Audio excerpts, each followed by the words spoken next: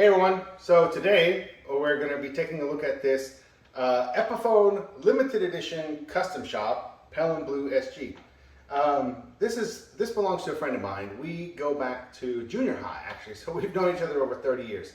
But this is one of his guitars. He has many and he gigs this, or gigged this I guess, playing in bands. We played in bands together back in junior high and high school. But he's been playing in bands consistently throughout the years, and he's been using this one, I believe, but wanted a change on this one. He wants this to be refinished to be a hot pink.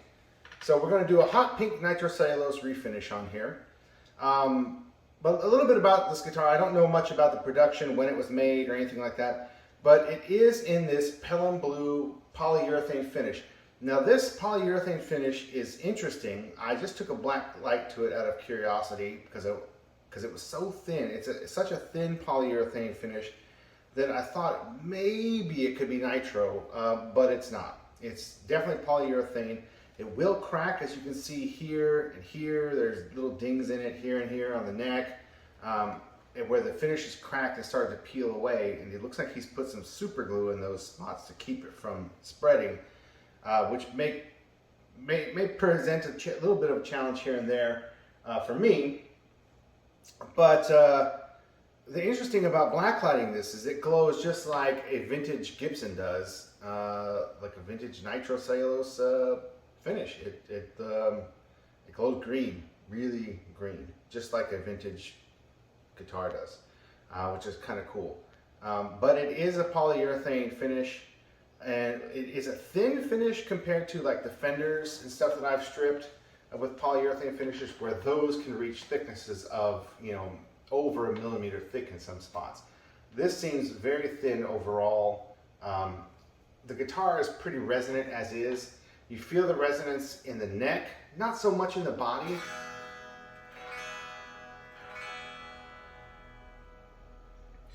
Like some of the Gibsons, it just depends, on every guitar is different, but my guitars, most of them, you feel the resonance in the body when it's up against you as well. But this one, you can feel it in the neck and not so much the body.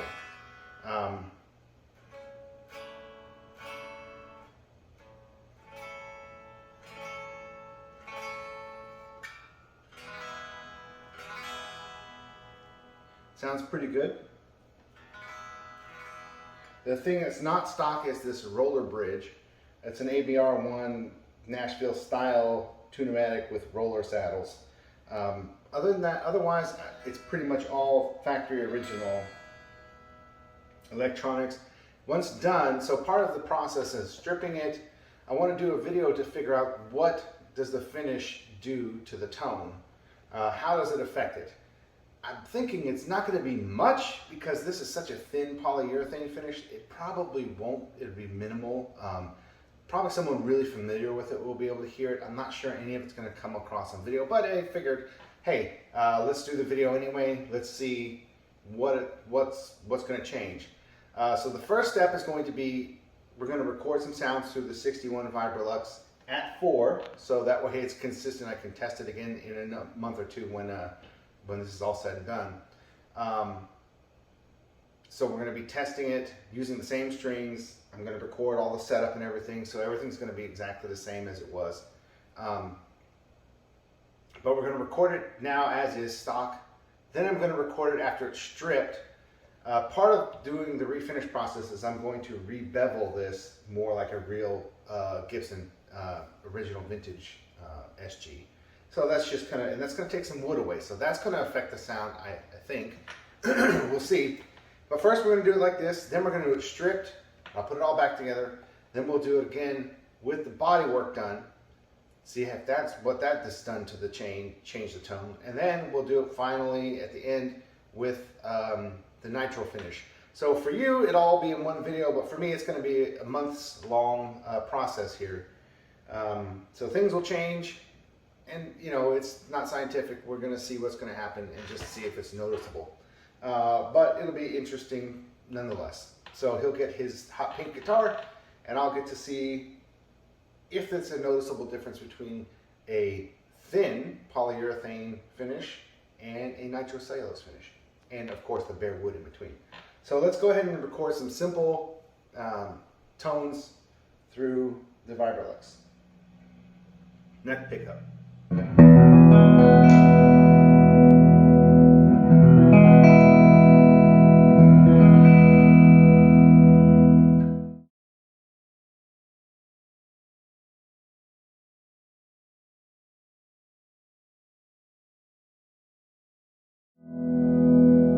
Alright, so there it is. Just simple chords just to see how it changes over time. Like I said, it's resonant in the neck, not in the body, and it is a pretty thin finish for the most part. Kind of interesting. You can't really see any wood grain through it, so it's not that thin. You kind of can in some spots.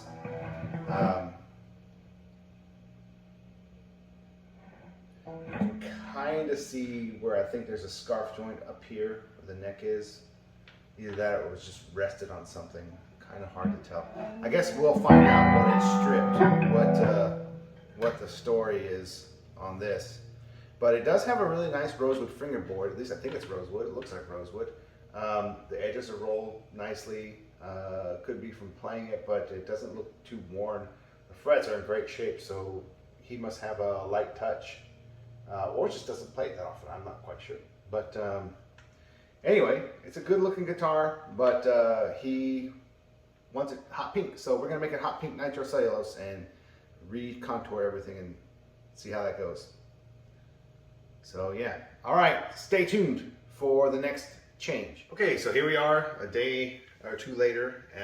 This one was quite a pain to strip.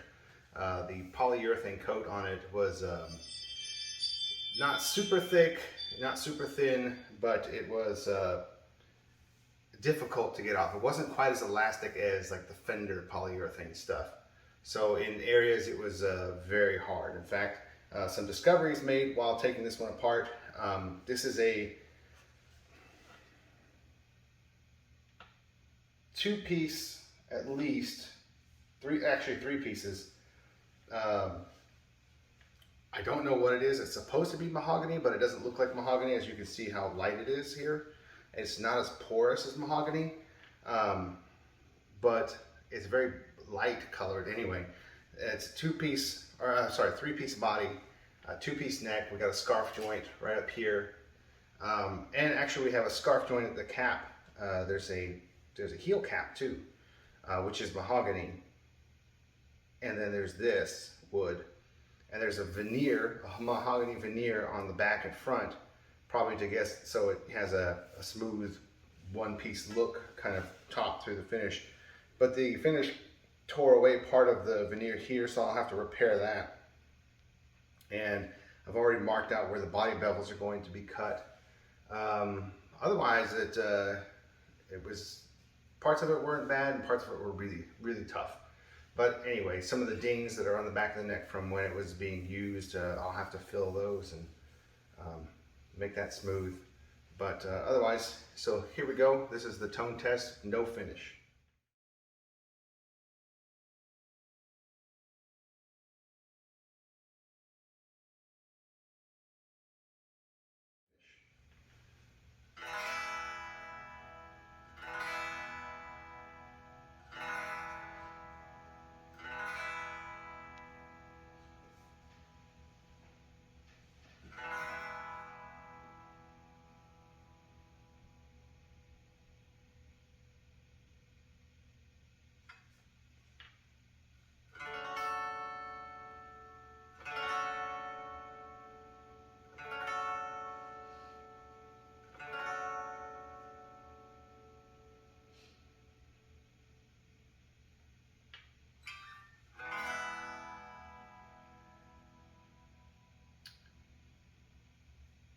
To my ears, it sounds a little bit more ringy. You could feel it a little bit in the body where you couldn't feel it at all. Could just be placebo, but I am feeling it in my chest where I didn't really feel that before. That could just be me paying attention more. All right, let's go with the amp. Neck pickup first.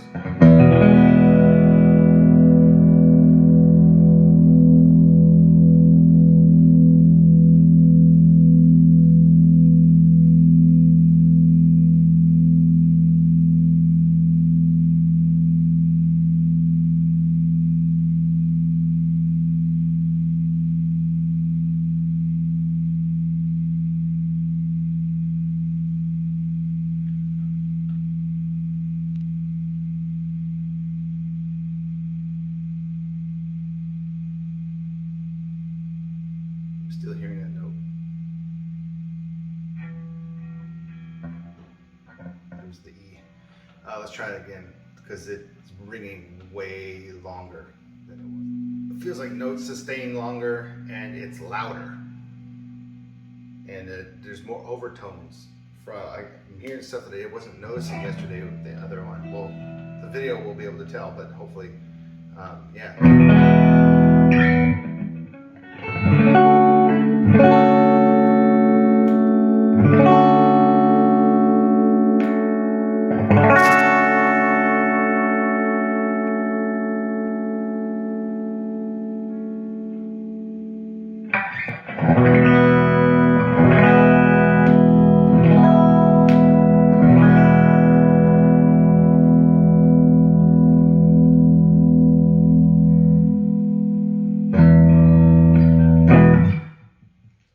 Pretty interesting. So we'll see. We'll see what a nitrocellulose finish does, and that will be there'll be much more time in between that and this test.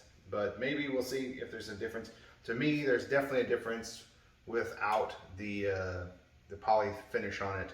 It feels a bit more resonant, not leaps and bounds, but you can feel it a little bit in your chest when you're holding it up next to your body. But the electrified sound, you can definitely hear more going on. And I don't know, everything's set exactly the same as it was. The setup is exactly the same as it was before taking the finish off. The only thing that's changed is the Lacquer finish and of course the plastics that I didn't bother putting those back on. But otherwise it's the same. I can't, and no wood has been taken off. It's just, we'll see. It'd be quite interesting to see the change next. I'm not sure if I'll do another video after reshaping the body. We'll see. All right. See you in the next segment. Okay. So here we are. This is the guitar as it came to me. Basically is stock, except for the roller bridge, of course. That's something my friend added whenever he was at some point in its life. But here you can kind of see the body bevels, how Epiphone had done them originally. Really basic, barely carved here, barely carved on the bass horn. The outline is it's about an inch, just all the way around here, this one edge, and the side profile is all uniform. It was just very fat and not really appealing looking. Doing this gave the opportunity to really reshape all that. Here's a picture of some of the chips and stuff that he had over time from it, I guess, getting dropped or hit or whatever, and those chips had turned pretty sharp, and he put some super glue over the chips to keep them from continue chipping. But you can see here, this part's pretty thick actually. Some of it's thin. Those are some pretty big dings. That one is pretty deep on the neck. I tried to fill those as best I could. Not quite sure what I'm showing here. I think there's an impression on the neck someplace. Oh yeah, right there in the center. There's an impression. Just trying to get a picture of that. Yeah, here's that one impression. And here's what I thought might look like a scarf joint at the time. So getting pictures of that. The Epiphone Custom Shop logo. Not quite sure what that really means. But here's the serial number. Right here is a pretty interesting picture. You can see how thick this poly coat is on this joint. Taken apart, taken all off, this joint is just a right angle, but they have it so thick here that all these lines are rounded off, and there's like a it's got like a little ramp of finish stuck in there. It's just that's that joint is just so thick right there. That's just a blurry photo. Here's one of the horns with some finish chipped off. You can see it's a little bit thick there. I guess this is a finish check, or just a crack in the finish. Here's another one. Now that part's pretty thin, but I guess being on an edge it would be. Took pictures of this because there was a bunch of clear coat on here that was pretty chipped up that you could see. Most of the time you don't really notice it, but you can see it before I even did anything that finish is pretty thick in one spot here on the edge of the fingerboard, and when you're really looking at it, you can see it's pretty ugly. Here's some of the damage on the headstock. Tried to fill some of those and make it as even as possible. Just showing some of the wear and age. This is underneath the tenon cover as it came off. You can see a lot how the finish was pretty ugly under there. Here's another picture of that. The control cavity. This is when taking off the Rebel rhythm treble plate. It just took the finish off with it completely. It was, I guess, stuck to it. Some of the ground shielding paint in there and the pickup cavities. Now this I thought was interesting. I just for giggles I wanted to see what it looked like under blacklight. And sure enough, it glows like a Nitrocellulose guitar does, showing the age and the tan lines and things like that. Pretty interesting, pretty neat, but definitely not Nitrocellulose. Showing some of the damage. Here is the original body before I changed any of the wood or anything, just stripping off that finish. You can see there's a mahogany veneer there. The mahogany veneer over what's supposed to be mahogany, but as you can see, the grain structure is a bit different. The color is different. So if it is mahogany, it's some other kind of species or variation of mahogany. I'm not quite sure, but it is a multi-piece body. And parts of it were much harder than other parts of it. So when you were sanding it, it was very hard to get a uniform cut on it. Pretty weird. Right over here, you can see where the poly took off a chunk of mahogany right here, and I had to fill that and repair that. But it came out great. It's perfect. No big deal. This is after kind of rough contouring the body. I marked all that out with pencil first based on my 61 SG Les Paul, and then did everything out based on that, all the measurements and everything for the bevels. So here is roughing in the sides, the back. You see there's that mahogany veneer on the front and back, and how different in color it is compared to the rest of the wood.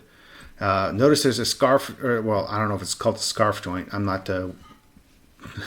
it's a joint here. There's a heel cap on the neck as well, and there's one at the headstock too, which in this picture might be hard to see, but it's right there.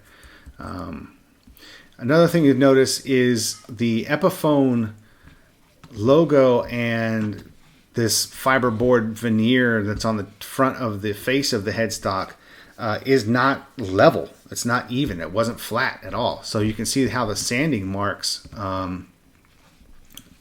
it's raised up. It was like a dipped in the center. They had so much clear coat on it that they were able to sand it flat, but to remove that clear coat exposed the fact that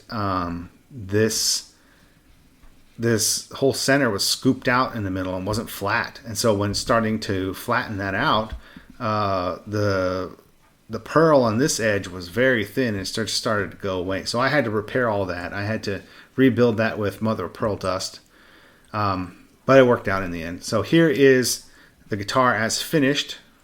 Whoa, turned out really nicely. I tried to get as close to a factory finish as possible, being at home, knowing that this is a punk rock guitar and it's going to get aged. I would like to stop doing that. Okay, let's just move on.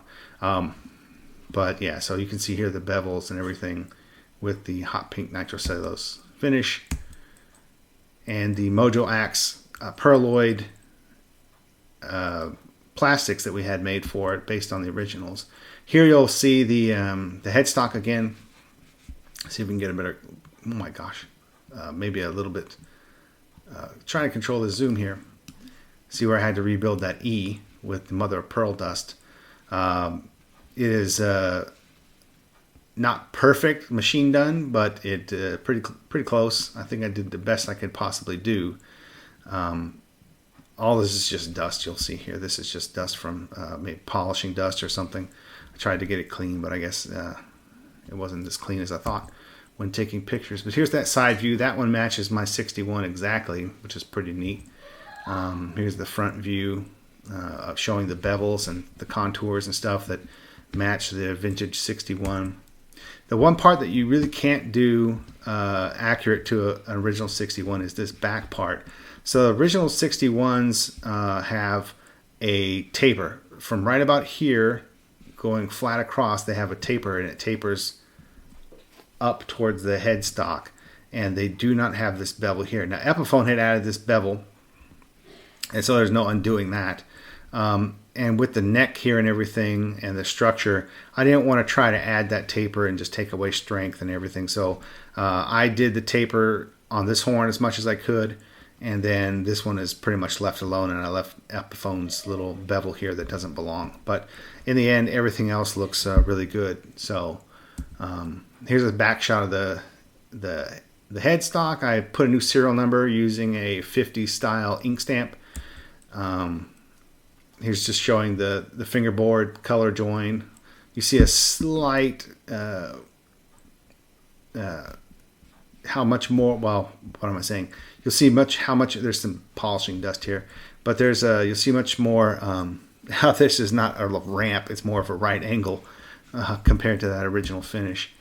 Here's a front on view and another angle view, and then back to the beginning. So yeah, so this is what the guitar looks like now and what you're about to see. All right, here we are, weeks later, month later, 2 months later. I'm not quite sure. I had to double check the date stamps and everything. But here it is in all its glory, totally refinished in hot pink nitrocellulose. This has, I have re-sculpted all the body bevels to match my original 61 Les Paul SG, and refinished it in nitrocellulose hot pink. I had to mix this color custom, but it looks really good. Looks factory fresh. I'm pretty happy with how it turned out. We did order the plastics, the Perloid plastics from Mojoax. Dan was kind enough to, I sent in the original Epiphone parts because he didn't have templates for them. And he just copied them exactly. They were just direct put on, you know, he makes them perfect. So original screws and everything just fit perfectly, and it was good to go. So here is the moment of truth. Does the finish affect the tone? It's been a while since I last played it when it was just wood and the original finish, but looking back at the video, I can tell the difference between the original finish, the bare wood, and now. I would say this is pretty much feels while playing exactly like it did, or very close to what it did, but it was just bare wood. I feel like that poly finish being so thick actually did affect the tone. I don't know if it's going to come across on camera or on YouTube with compression and everything, but I can tell you just from the experience, having it in person, you can feel it when you play it. It resonates in your chest and in your hand differently than when it had the original finish. And this nitrocellulose finish is fairly thin, but it doesn't, it feels just like it did when it was wood, more or less. There might be a slight difference, but it's very hard to, you know, put your finger on it compared to the original finish. That all said, I don't know if it's going to come across that translates to camera, to the video, but you can, in person, if you're familiar with the instrument, you can tell. Whether anybody else can tell, I don't know, it's debatable. But here we go. This is our unscientific test. So.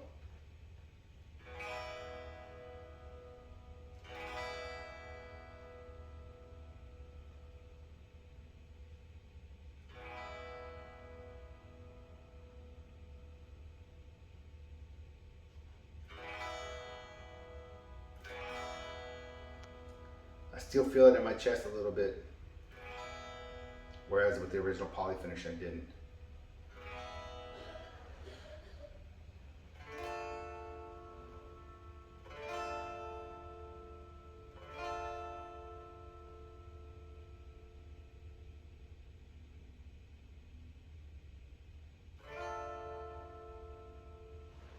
Okay, let's go with the amp.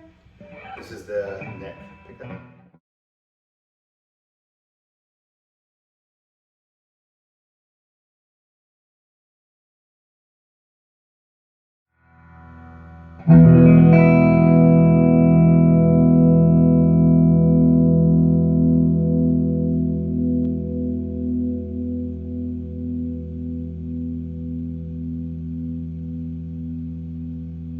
It's got some sustained rings for longer than it was last time.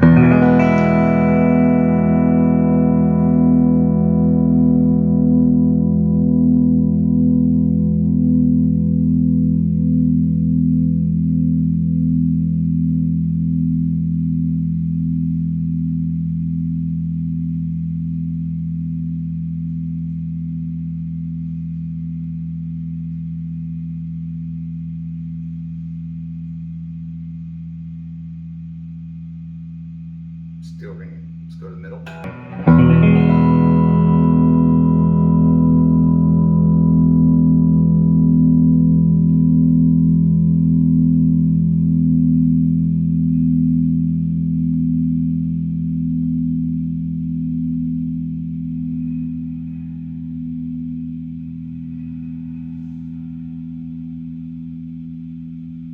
Still ringing.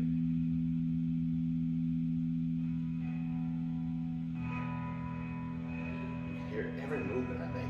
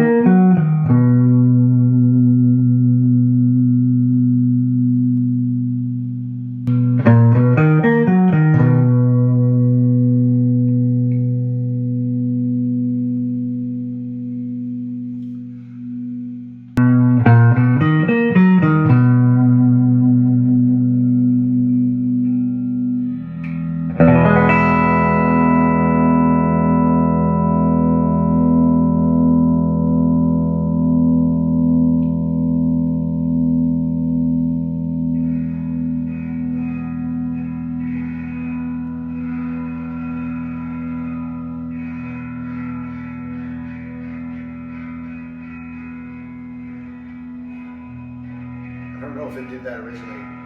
Just moving it around, holding the chord makes all kinds of sounds. We'll see what translates on video and what doesn't. It's going to be kind of hard to tell, but I can tell you in person for sure, it doesn't sound the same as it did when it had its original finish, and it might sound a little bit more muted than it did when it was just bare wood. But I'll leave that for you to decide. We'll see what the video reveals, if anything at all. But it's an interesting take on, does the finish affect tone? I feel it does. I don't know how much it does. If you're not really familiar with the instrument, you may not hear it at all.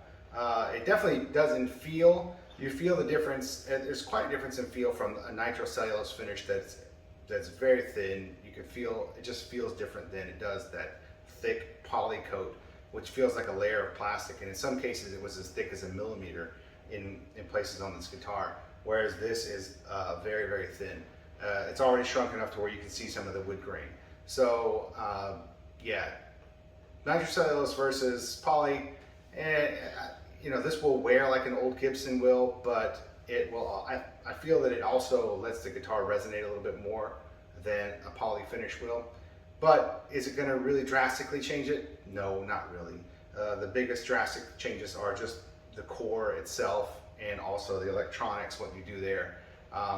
But I think the owner will be happy with it. I think it's really cool. It came out really good. The color is not for everyone's taste, but it certainly was difficult to make this color, but I think it looks really unique. I don't think there's any other in the world like it, especially with the original vintage bevels and body carvings. So very cool. I'm pretty proud of it, so I hope my friend likes it. Thanks for watching.